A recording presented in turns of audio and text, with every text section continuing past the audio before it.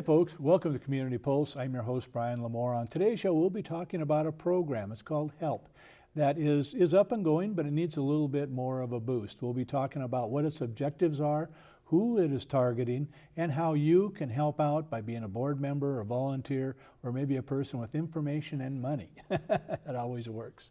Of course, we have a wonderful guest on the show today. We have the head of this program, Brian Copeland. Welcome to the show. It's great to have you here. Thank you, Brian.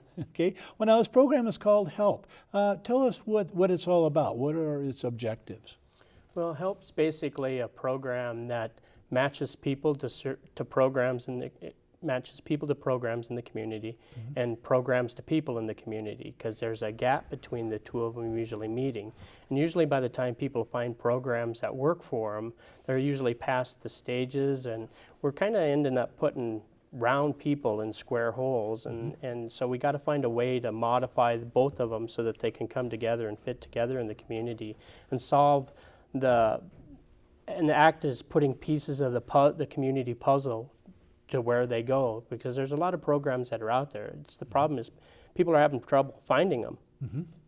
Well, now, Brian, when you say you're talking about programs that are out there, what kind of programs are these? Are these government programs? Are they assistive programs? Could you name a few, maybe?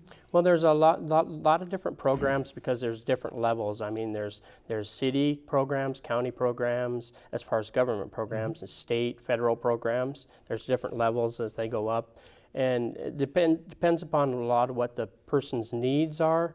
I mean, like for food, like we got community Helena, food share, or for like seniors, we got the commodities program. I mean, there's a lot of programs that are out there, and what I'm really looking to try to do is to catalog all of these programs that are available in the community and put them on a website portal that we can access. And it'll serve as a power tool for like advocates or agents of programs, or it's a way that the community can all come together and network together and share information. And it's kind of like the opposite of the CIA being compartmentalized. It's basically open sharing of all the information that's available there, and agencies can submit their information, and so that we have a database of community information, and we can create this community warehouse of where people can go and when they go to that, and it can all be sequenced so that we can take people like learning how to walk and run and jump and pretty soon fly, so that we know where these people need to go.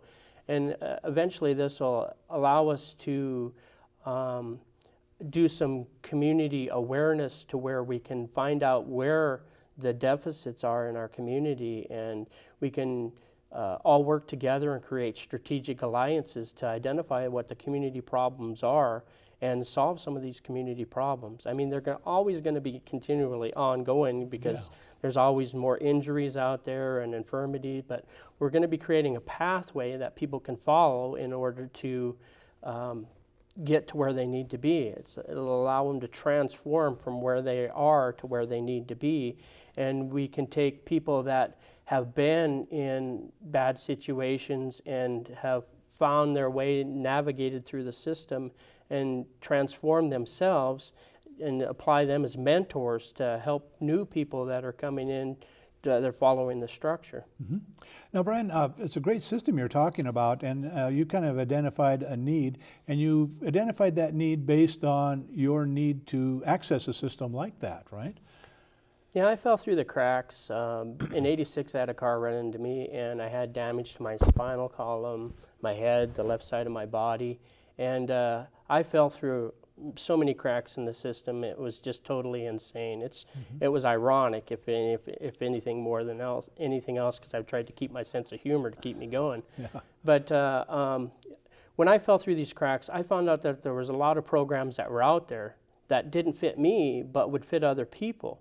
And as I began my transformation, my habilitation, learning how to walk and talk and do everything all over again, from that to being who I am now. I mean, I've cataloged a lot of programs and systems that were out there, and and I've done a lot of advocacy work for people, helping them guide them through the system to the resources that are in the community. So I've been interning, basically, to figure out what services are there. And a lot of times programs don't get funded because, they don't have good track records. People are having problems finding them. So what this does is it creates an environment where the people that are looking for help and the people that are wanting to help and the resources that can help have a place that they can all come together and work together, and we can create a strategic alliance in the community to actually do some efficient problem solving. Oh, that's great. So now you have this program. It's called the Handicapped Employment Living Program, or HELP,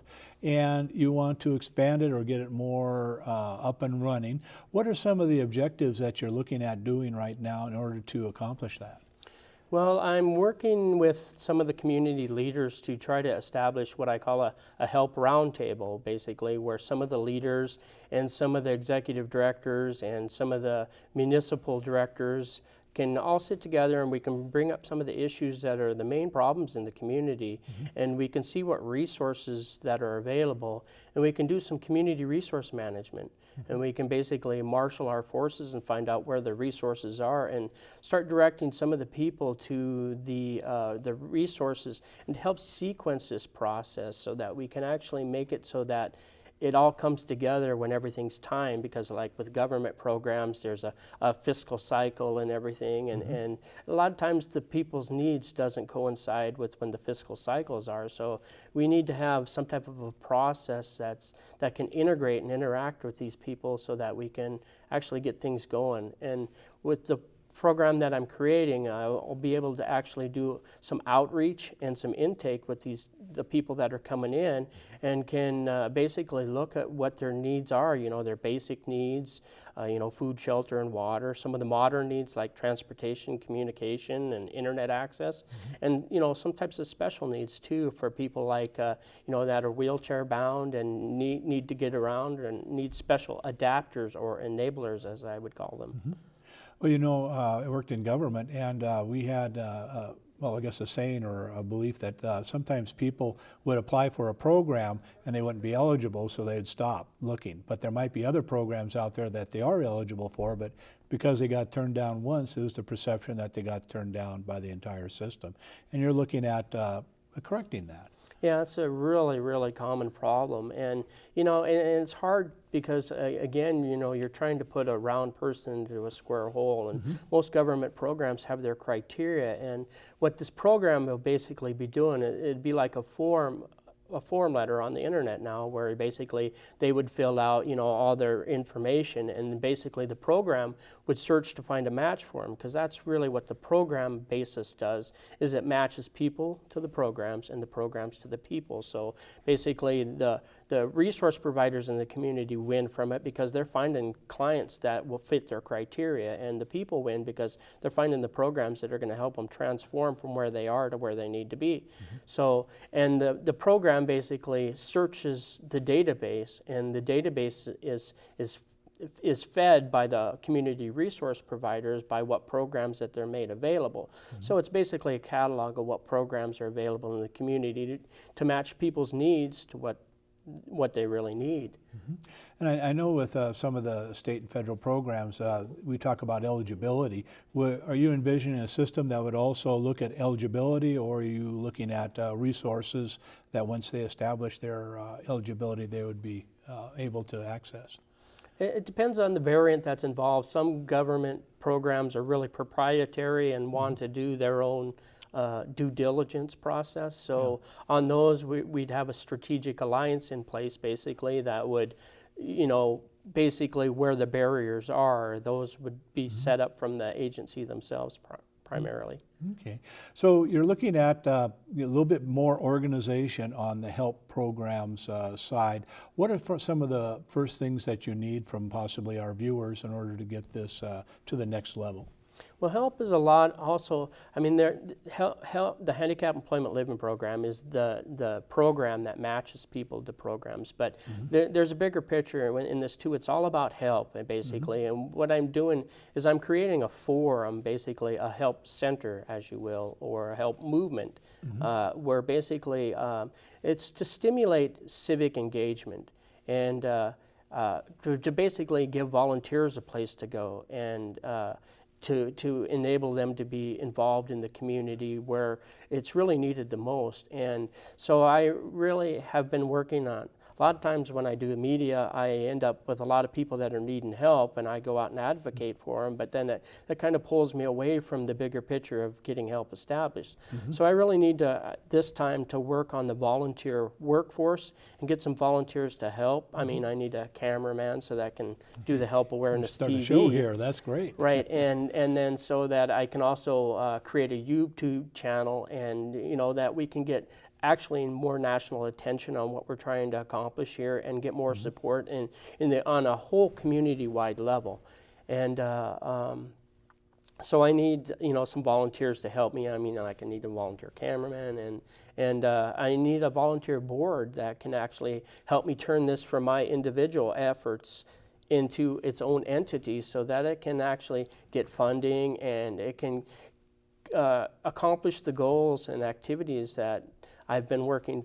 I mean, I've been doing this for about 27 and a half years, and I've pretty much been doing it on my own, out of my own pocket, and and I'm not as effective as I should be. I mean, I've helped a lot of people, but there's so many more that really seriously need help, and it's past time due to get the helping hands out there in the community so that we can really help people on a major scale instead of just the small scale that I've been doing it on.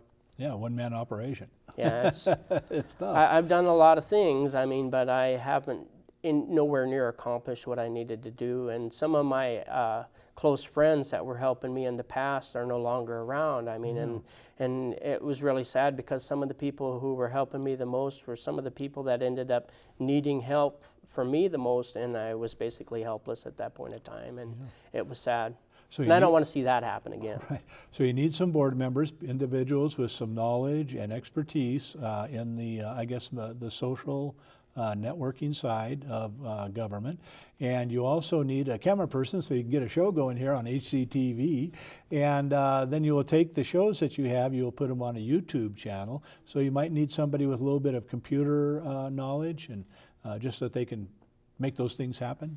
Well, actually, I'd accept just about anybody that wants to do anything, because I mean that's what this is all about. And you see, this is really rewarding for the volunteers too. I mean, this is something that can really help like our veterans out. I mean, they're coming back from these war situations and they're all stressed out and everything, and they have really low self-worth. So if they can volunteer and help and mentor somebody through the system with their knowledge or whatever type of area that they're dealing with, I mean, it gives them kind of like a high, I mean, it makes them feel really good, and makes the dopamine and, makes their whole body change, and makes their own self-worth improve, So, I mean, and there's so many areas that we need help in that volunteers can do so much in the community. I mean, you look at small events and just little bits of information that I've dropped behind the scenes with things have made a lot of community change, because I've been involved in a lot of boards and committees and stuff myself, and I've watched, when I see a need in the community, I try to go behind the scenes and plant a few seeds and see what, give it a little bit of light and some good soil and just try to make these things grow for wherever we have these deficits in the community. So I can say that being a camera person here at HCTV, it's a lot of fun. They're great people to work with, and it doesn't take a lot of time, really. You have about an hour to get a half-hour show done, and it's actually fun. Anybody can do it. and the feeling that you get from helping people out, I mean, you can't put a price on that. I mean, you see the credit card commercials where they talk about, what this is worth, and these types of things that you're doing in the community, I mean, you're helping other people and you're really helping yourself too. Yeah, and with anything anymore, everything's computers or technology. You could use some hard equipment too, hardware, right? Yeah, I definitely need some. My funding base, my personal funding base, is kind of pretty much depleted. I mean, it's pretty hard just to live month to month as the way that it is, and I've had a couple more injuries recently that have kind of knocked me to the sideline, but it may slow me down, but I'm not going to let it stop me. So we have some contact information we'll put up if individuals would like to help you out, either with their expertise or funding or knowledge or hardware or volunteer to be a camera person here. They can contact you and you can tell them a lot more information, right? Yeah, it's an ongoing work, and this is really my mission in life, is to help people, you know, and if you really want to find out where your place is, and I mean, I'm putting together a community puzzle, and you know, there's all these pieces that are out there. I'm on a scavenger hunt to find these missing pieces, and the viewers are missing pieces. Yeah. You know, I mean, there's people that are working with agencies, and there's other advocates that are out there, and I'm forming an advocacy tree to where all the advocates can network, because all the advocates have different areas of expertise. I mean, there's all these niches that are out there that need to be filled. I mean, there's five primary categories that I'm working with on my database. They're the physical needs, the spiritual needs, the financial needs, the social needs, and the mental needs. And there's service providers in the community that are leaders in each of these categories, that if we all work together, they're like spokes of a wheel. Yeah. You know, and there's different sections of the wheel, and each of those spokes of the wheel are part of the network and the strategic alliances that are being built, that need to be built in the community in order to figure out where everything is at. So if we know where everything is at, and we have a kind of like a Dewey Decimal System for the library, and then we can apply that, and we can it's just kind of like a barcode too. That's why I call it the helpgrid.org, is because we're looking at making all these little cells of service providers in the community and all the programs that are available to access them, so that we can get the resources moving. You know, I mean, we're doing some data mining here, and the help program actually is the one that's matching the people to the programs and the programs to the people. And I've seen it work on small scales with many people in many different areas, because I've blasted the whole community.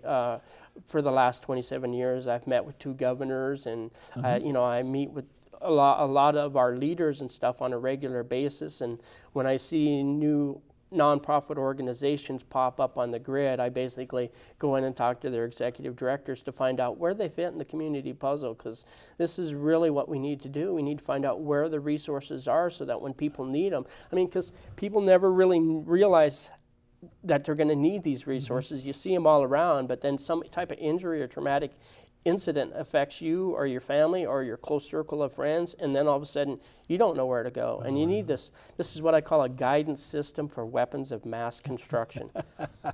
You know, I work for a state agency, and our disabilities group said we are all only temporarily able-bodied. You know, and when we get to my age, you know, we've all hurt our backs, our knees, our ankles, and you know, all of a sudden it's like, where do I start? And that's what you're saying, is that you would start with an organization such as yours. Well, you know, it all starts from a trigger mechanism. A trigger mechanism creates an injury, and then the injury leads to illness, and then the illness leads to infirmity. And it's a sequence of events. And I mean, we need to get in as soon as we can for damage control, because the sooner you get in and start making the problem better. I mean, look at a hole in your roof. You know, it starts out as just a drip, and pretty soon your whole roof caves in. And I mean, I'm talking about this from personal experience too, so I can really tell you. And you know, and then this is common. This is what's happening all the time. And you hear things, you know, in some agencies and stuff like that, or groups, and they say this is a common thing, and that kind of almost irritates me, because if it's so common, then we should be even more aware of it and be marshaling our forces to limit those types of things. See, Brian, we're drawn to a close on the show right now. What are some of the final thoughts you'd like our viewers to remember, and how they can help you out with this organization? Well, personally, I think we're all here on this planet to help each other, and by doing that, I think we can really achieve a lot. I mean, just by coming together. And I can't do this on my own. I mean, and there's a lot of people I know that are out there as viewers that would like to help. And I know there's a lot of resources out there that can help. So, you know, just contact me.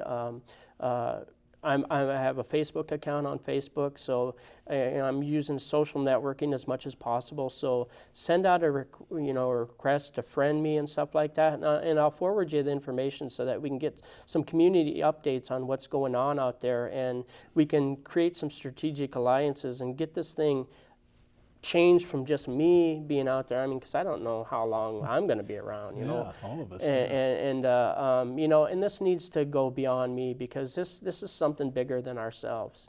This is something basically that the community really needs to help, and it can help itself if we all create these strategic alliances and we all come together and create this environment where we can all help.